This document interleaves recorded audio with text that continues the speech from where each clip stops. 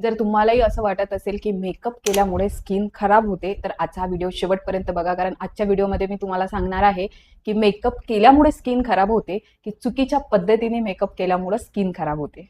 तर आपला सगळ्यात पहिला पॉइंट आहे तो म्हणजे मेकअप स्वतः पिंपल देत नाही.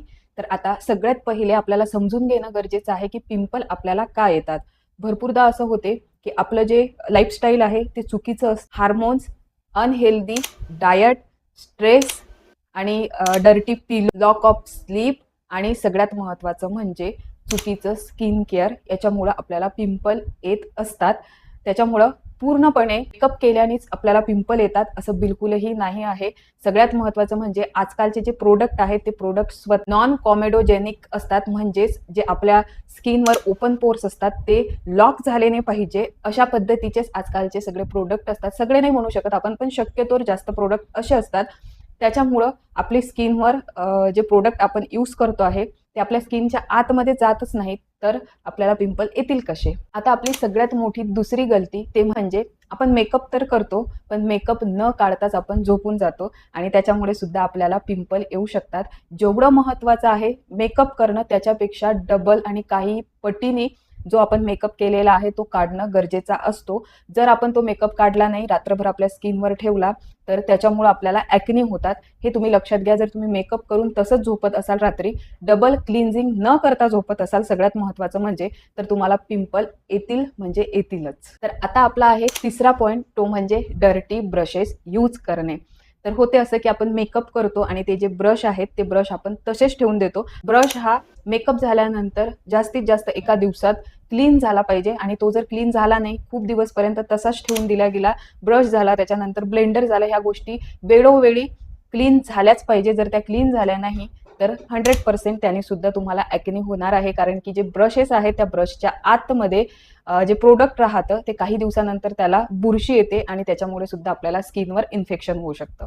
तर आता आहे आपला point number 4, wrong product use करणे. रॉंग प्रोडक्ट जर तुम्ही यूज करत असाल तर 100% ॲक्ने होतात.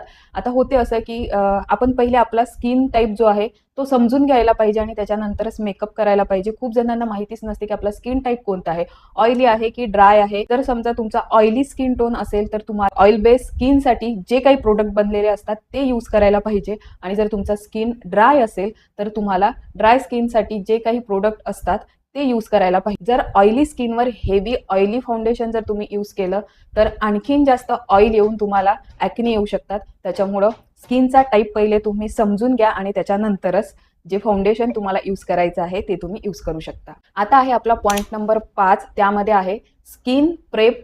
खूप जास्त इम्पॉर्टंट असतं. कुठलाही मेकअप करायच्या पहिले स्किन व्यवस्थित प्रेप करणं खूप गरजेचं आहे. सगळ्यात पहिले तुम्हाला स्किनला व्यवस्थित क्लीन करून घ्यायचं आहे. त्याच्यानंतर एक चांगला मॉइश्चरायझर लावायचा आहे आणि त्याच्यानंतर आपल्याला प्रायमर लावायचा आहे आणि नंतरच तुम्ही फाउंडेशन यूज करू शकता. अशा पद्धतीने जर तुम्ही मेकअप केला आणि त्याच्यानंतर तुम्ही जर तो मेकअप संध्याकाळी डबल क्लिन्झिंग करून जर काढला तर तुम्हाला ॲक्ने येणार नाही.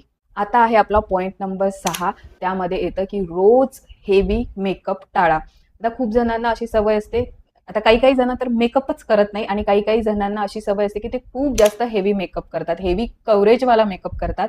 तर तसा जर तुम्ही करत असाल तर आठवड्यातले 4 दिवस जर करत असाल तर आठवड्यातले 2 ते 3 दिवस तुम्ही तुमच्या स्किनला थोडासा आराम द्या. त्या दिवशी तुम्ही जो मेकअप नो मेकअप लुक असतो तो करा, ज्याच्यामुळे तुमच्या स्किनला थोडासा आराम मिळेल. दररोज फुल कव्हरेज मेकअप करणं सुद्धा स्किनसाठी स्ट्रेसफुल असू शकतं. त्याच्यामुळं काही दिवस स्किनला ब्रेथनिंग स्पेस द्या. नो मेकअप डेज ठेवा, हलका मेकअप वापरा आणि हायड्रेशनवर फोकस करा. तर आत्ता तुम्हाला समजलं असेल की पूर्णपणे मेकअपमुळे पिंपल येतात हे एक पूर्णपणे मिथ आहे. मेकअपमुळे पिंपल येत नाहीत. पिंपल हे येतात तुमच्या चुकीच्या स्किन प्रेपमुळे, त्यानंतर स्किन केअर रुटीनमुळं, त्याच्यानंतर तुमचं जे डेलीचं लाईफस्टाईल आहे त्याच्यामुळं किंवा स्ट्रेसमुळं किंवा हार्मोन्स चेंजमुळं पिंपल येतात. तर ज्या काही गोष्टी मी तुम्हाला सांगितलेल्या आहेत त्या जर गोष्टी तुमच्या रुटीनमध्ये असेल तर त्या टाळायला सुरुवात करा, म्हणजेच तुमचे जे पिंपल आहेत ते कमी होतील आणि होत असेल तर तुम्हाला पिंपल येणार सुद्धा नाही. जर तुम्ही रोज मेकअप केला तर रोज मेकअप करण्याच्या ऐवजी तुम्ही आठवड्यातले 4 दिवस मेकअप करा आणि 3 दिवस तुम्ही थोडासा नो मेकअप लुक ठेवा. म्हणजे तुम्हाला जो मेकअप आहे त्या मेकअपमुळे जास्त प्रॉब्लेम होणार नाही. आजचा व्हिडिओ जर आवडला तर प्लीज लाईक, कमेंट, शेअर करा आणि तुम्हाला कुठला प्रॉब्लेम आहे ते सुद्धा मला कमेंट्समध्ये नक्की सांगा. तर आता भेटते उद्याच्या नवीन व्हिडिओमध्ये. तोपर्यंत take care and bye bye.